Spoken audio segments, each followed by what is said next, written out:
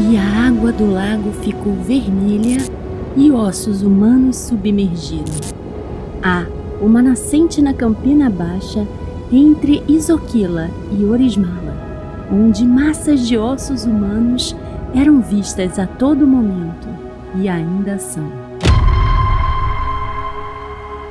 Essas palavras foram escritas por um vigário no século XVII e ficaram enterradas em arquivos da igreja durante séculos. O padre referia-se a Levanluta e seus 100 mortos cercados de mistérios. O Golfo de Bânia, na Finlândia Ocidental, é conhecido por seu longo frio. No inverno, a terra, que é muito plana e pantanosa, costuma congelar completamente. Em meados da década de 1880, agricultores que construíam valas em um desses campos pantanosos se depararam com uma cena surpreendente. Enterrada na lama, eles encontraram ossos e vários restos humanos submersos em seu exuberante campo. Depois disso, ao longo do próximo século, múltiplas equipes de arqueólogos investigaram o local conhecido como Levanluta. Centenas de pedaços de ossos quebrados e vários crânios foram eventualmente sendo encontrados, espalhados e misturados no solo turvo. Depois de recolher um total de 75 quilos de ossos humanos, os pesquisadores de campo contaram e passaram a analisá-los meticulosamente, remendando seus fragmentos até chegarem à surpreendente conclusão de que ali haviam os restos de pelo menos 98 diferentes indivíduos. Como essas pessoas acabaram enterradas na lama no quintal de um fazendeiro? A área de onde foram retirados tem sido basicamente terra agrícola por séculos. Além disso, não há lápides ou memoriais que possam fornecer qualquer indicação de quem são eles.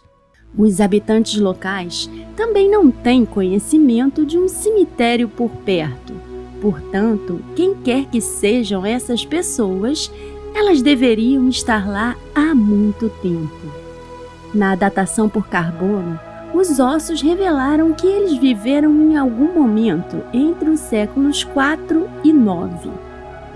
Então, essas pessoas são do início da Idade do Ferro, são anteriores aos vikings.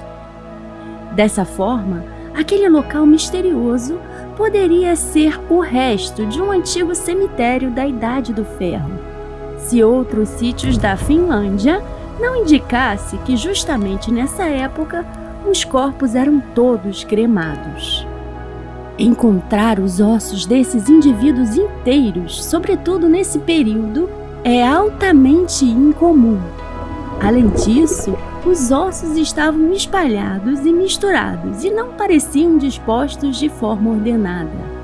Então, como poderia ser um cemitério quando ossos são encontrados espalhados e alguns até amontoados? Passaram a analisar a hipótese daquilo ser o resto de alguma batalha.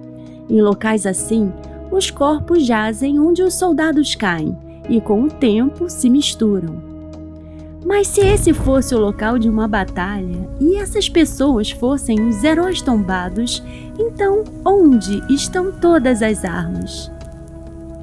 Sim, porque não foram encontradas armas, não havia armadura, não havia uma única fivela. Na verdade, haviam muito poucos artefatos além dos ossos. 5 broches de metal e 10 braceletes foram encontrados na lama. Portanto, definitivamente, aquele lugar não era exatamente um esconderijo de armas antigas que você provavelmente iria descobrir se o local fosse a versão final de uma batalha. As braçadeiras eram todas feitas em estilos que eram populares desde os séculos V até o VIII. Então, provavelmente todas aquelas pessoas não tenham morrido de uma só vez. E o mais provável é que elas tenham sido colocadas lá intencionalmente durante um período de muitos anos. Interessante é que em algumas culturas nórdicas antigas, as áreas pantanosas eram considerados lugares assustadores, lugares místicos e até sagrados. Pântanos frequentemente eram usados como lugares para sacrificar pessoas com o objetivo de apaziguar os deuses. Seus lagos eram vistos como uma espécie de porta de entrada para um mundo sombrio, e a ideia era que os espíritos das trevas iriam atormentar o falecido. Colocá-los lá era uma forma de punição. Será que aquele local era a morada final de muitos indivíduos punidos pela eternidade? Corpos bem preservados foram encontrados em pântanos em toda a Inglaterra e Dinamarca e muitas outras áreas do norte da Europa.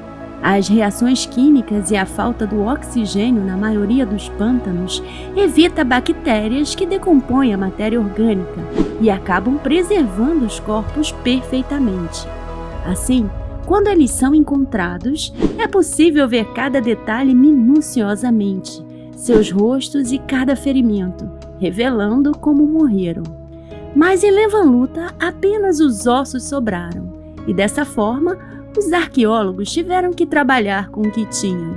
A primeira coisa que notaram foi que aquelas pessoas não apresentavam sinais de trauma na cabeça ou ferimentos que indicassem que foram mortos ou feridos de forma proposital. Estudando de maneira mais apurada todos aqueles ossos, eles fizeram uma descoberta surpreendente. Através do comprimento dos ossos do fêmur e a forma da pelvis, eles conseguiram determinar a idade e o sexo daquelas pessoas, que eram predominantemente mulheres e crianças. Apenas uma porcentagem muito pequena pertencia a homens. Mais uma descoberta incomum para aquele lugar misterioso. Encontraram um sítio onde as mulheres e crianças pareciam ter sido separadas de forma intencional. Isso era algo que provavelmente não teria acontecido aleatoriamente, já que os corpos foram levados até lá de maneira intencional. Além disso, quando biólogos examinaram amostras do solo lamacento, descobriram que ele continha algumas espécies de plantas interessantes, plantas que viviam na água e que já estavam presentes na época que alguns dos corpos foram colocados ali. Isso indicava que, possivelmente, durante a Idade do Ferro, aquela área não era um campo pantanoso, mas um lago. Na verdade, um grande lago. É provável que a água, durante os ciclos de congelamento e descongelamento, tenham movido e misturado os ossos ao longo de centenas de anos. Mas se era realmente um lago, então por que eles escolheram enterrar seus mortos embaixo d'água? Os arqueólogos encontraram na lama uma série de grandes estacas de madeira, feitos de madeira de bétula, colocadas verticalmente como uma espécie de mastro de bandeira. Esses postes foram encontrados e foram claramente colocados lá na terra de uma maneira muito específica. Isso parecia fazer algum sentido com a teoria de que aquele lugar já havia sido um grande lago. Porque se você está tentando manter um corpo debaixo d'água, precisaria de algo para segurá-lo lá. Haviam também evidências de árvores e galhos sendo usados para isso. Os pesquisadores determinaram que vários desses postes foram usados e quem quer que tenha feito isso estava se esforçando para manter seus mortos submersos. Mas aquele lugar não parecia um lugar adequado para enterros cerimoniais, como algumas culturas faziam em pântanos. Era, em vez disso, uma espécie de cemitério único e estranho para mulheres e crianças. E essa tradição era diferente de tudo mais que já foi encontrado e estudado naquela época durante o período dos afundamentos. Então, quem eram aquelas pessoas com tal enterro complexo e incomum? A análise de DNA dos ossos revelou um pouco do passado de algumas pessoas que foram submersas ali e cujos restos mortais foram encontrados. Eles foram relacionados com o povo chamado de Sami, os povos indígenas da Escandinávia. Isso significa que os Samis, que hoje vivem principalmente no norte da Escandinávia, viviam muito mais ao sul 1500 anos atrás. Os Samis acreditam que em alguns lagos são lugares sagrados chamados Saiva. Esses lagos mágicos têm uma espécie de fundo duplo e um acesso por baixo. Através da água existe uma outra versão igual do mundo. E através dele, você entrará no mundo dos espíritos. O campo está atualmente mais seco, mas há várias nascentes na área que criam as condições pantanosas. Então, é inteiramente possível que esse lugar tenha realmente sido um lago, em uma época em que se pensava que os lagos eram a morada dos espíritos. Talvez esses enterros aquáticos incomuns fossem realizados para fins religiosos ou rituais. Os pesquisadores continuam a investigar o local e os ossos, esperando que ainda possam obter as respostas do porquê aqueles indivíduos estavam enterrados naquele pântano congelado. E assim ficamos por aqui. Se gostou do vídeo, deixe o seu like. Ele é importante para que possamos medir a temperatura dos temas também.